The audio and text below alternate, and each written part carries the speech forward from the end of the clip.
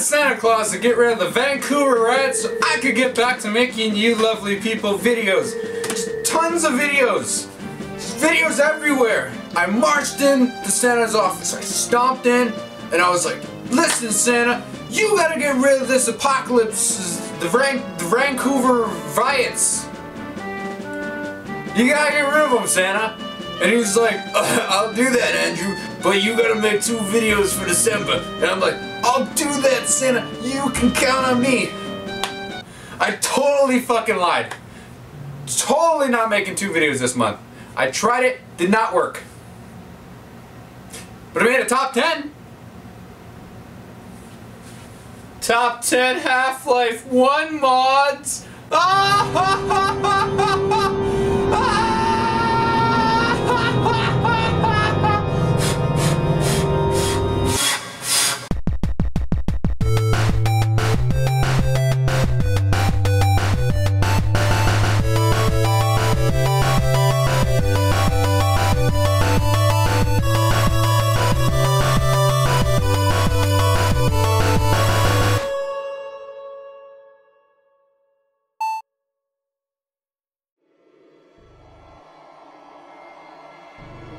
Half-Life 1 had one of the biggest modding scenes, well, ever.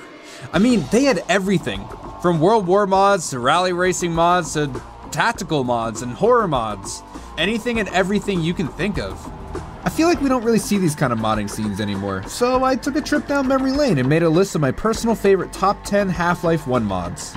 Also, I won't be including official Valve mods, so sorry guys, no Ricochet. Number 10. They Hunger. A mod that I'm sure a lot of Spike and Barley fans will remember, if not for our lovable main character, Gus. Fucking stupid. This 3-parter mod from Neil Monkey was a bit campy, a little bit scary, and a whole lot of fun. It perfectly encompasses cheesy Half-Life mods. But that being said, this fucking thing scared the bejesus out of me as a kid. I don't know why, it just did. Set in the spooky town of Rockwell, the player must fight his way through zombie-infested country, swamps, town, and you gotta fight this guy. Oh yeah, check out this fucking walk animation. You're fucking tiptoeing along, look, stand there and look at me. Honestly, the mod falls a little bit short on the horror aspect, but makes up for it with timeless charm. Also, this skeleton's name is Kelly. Number 9. Ah! God damn it! Get off me! I'm not going to become one of you! Whoa, spooky. Resident Evil Cold Blood was quietly released in the winter of 2007, and then it just sort of faded into obscurity. Which is unfortunate because I personally see a lot of potential in this claustrophobic co-op mod. Made by the team who brought you Afraid of Monsters Director's Cut and Cry of Fear, Cold Blood is set in the Resident Evil universe, featuring much of the original game's sounds, enemies, and even some iconic puzzles that you might recognize. The mod's pretty unforgiving, so you can expect to die again, and again, and again, and you get it. Also, you know what? Playing this makes me mad at Capcom, because what the hell, guys? You're gonna remaster Zero but not Outbreak? Fucking modders in Germany made it work, come on! Number 8. If I had to describe the Specialist in 2 words, it'd probably be The Matrix. Do you want the red pill?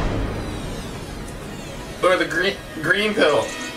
Time to choose, Neo. A mod that I was never very good at. Not gonna lie, I was pretty bad at this game. Pretty fucking bad. The Specialist was all about a high skill ceiling, spastic as hell action that just made for some of the most fun that I could never actually partake in. Did I mention I sucked at this game? Now mostly kept alive by its role-playing community, it still carries a legacy amongst the Half-Life 1 fanbase. Number 7.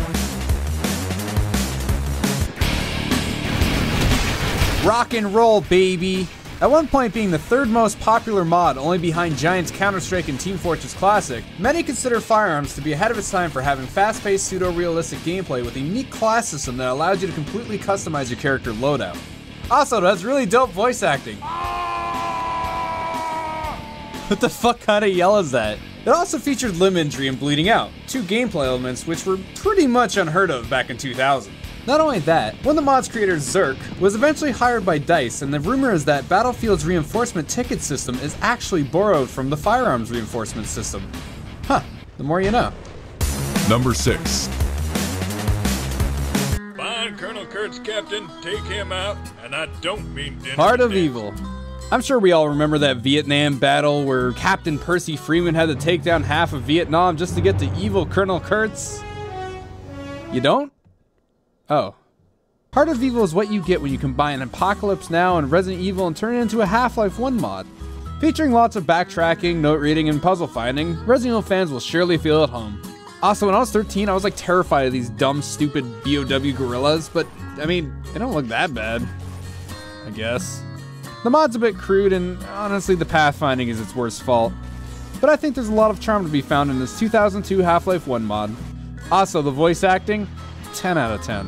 What's gonna be better, me or do you want them to take you out? Which one? Me or them? They're gonna gnaw your head off. Number 5. Master Sword continued. Is it an MMORPG? Is it Half-Life? I don't know. Yes! Yes it is! How is that even possible? What I would personally consider one of the most ambitious Half-Life mods ever. Master Sword Continued features over 50 maps, 8 different stats, dozens of spells, and hundreds of enemies including bosses. Did I mention this was a Half-Life 1 mod? Another plus is that it's still being updated. And what about the art style, you might be asking? Well... it's gross! But come on! Gross is just another word for charm. Hey there! Careful where you swing that! Number 4. Natural selection. Have you ever wanted to be in that StarCraft 1 cutscene where all the Space Marines get slaughtered by aliens in the science vessel? Yeah, me too. Natural selection combined role-based asymmetrical team deathmatch with, get this, an RTS. Seriously dudes, I fucking love playing the commander in this game. There's 2 teams. The vile aliens who have multiple evolve paths and strengths, and you got the mighty Space Marines who rely on their commander to get them geared up and get them through the thick. It recreates that tight quarter, claustrophobic feel of games like Aliens vs Predator 2, and while yes I know Natural Selection 2 is out, I just feel like Natural Selection 1 is a little more refined and honestly a lot more atmospheric. Also, the music's done by Jeremy Soule, so how about that? Number 3. Number 3 is Half-Quake Sunrise, an artistic puzzle mod that actually kind of reminds me of Portal. Created by Mudasheep, this mod aimed to push your patience to its limit. But being patient pays off as you get to explore a beautiful and unique world filled with quirky humor and well-composed musical pieces. However, if you're gonna play it, you need to know something. You are gonna die. A lot. Like even at the title screen, there is no new game, it's start dying. Alright, let's get some basic actions in your funny little brain. Now, walk over there, if you can still remember how to do that. Get killed by random explosion. Oh, I love that part. Fantastic. It goes without saying that this game will test your patience. But in a beautiful, hilarious way, come on! Number 2. I told myself I could only put one of these on the list, and even though Cry of Fear has me and Spike literally posted onto a wall, I gotta go for the original, baby. Afraid of Monsters Director's Cut. The mod follows David Leatherhoff as he tries to survive his drug-induced visions and attempt to get a grasp on reality again. With lots of infamous scary moments like turning off the power in the hospital, it's a sensory overload of finely crafted horror that, to me, aged beautifully. It's crazy to think that this mod will be 10 years old in the new year, but I can also say that after all this time, it's still completely unforgettable. It also holds a special place in my heart as I consider it the reason I got my start on YouTube. It was during our playthrough of Afraid of Monsters Director's Cut that we started gaining popularity on sites like Facepunch and 4chan. So for that, cheers to your upcoming 10th birthday, Afraid of Monsters Director's Cut. Before we get to my number 1 choice, here's some mods that I couldn't quite get on the list.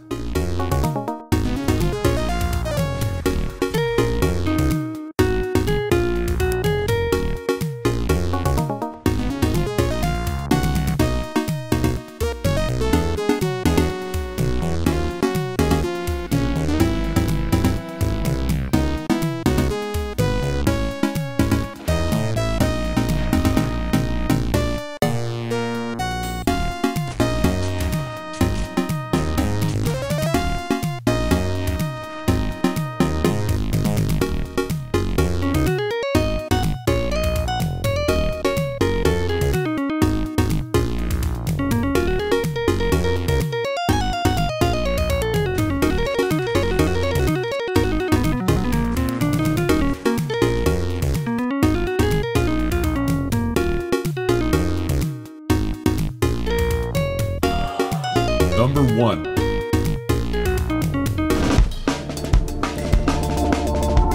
Seven Co-op. It's kind of hard to sum up Seven Co-op, but essentially it's a Half-Life co-op mod with custom weapons, skins, plugins like EntMod, which is literally Gary's mod before Gary did Gary's mod, hundreds and hundreds of available custom maps, a thriving community, and oh, hey look at Shelby. I've been playing Seven Co-op for over a decade now, and it still manages to put a smile on my face.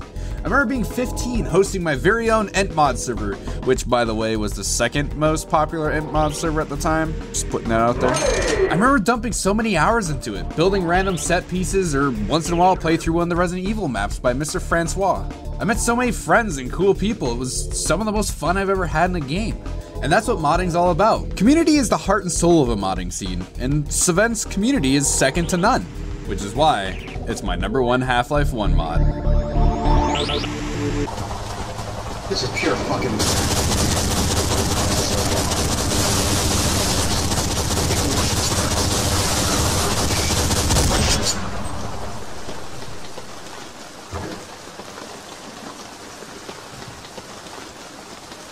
Look at me. I'm freaking golden. Look at the job I did in that thing. Nice. Nice work.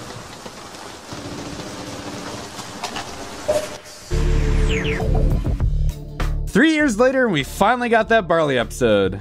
I just want to thank everybody who stuck around and continued to support this channel, even when I wasn't here to. This video pretty much is for you guys. Also, make sure to check back next week, because that's when the Doom 4 video goes up. So if you dug the video, leave me a like. If you thought it was shit, comment it, and I'll give you my phone number and we'll talk it out. But anyway, Happy New Year's, guys!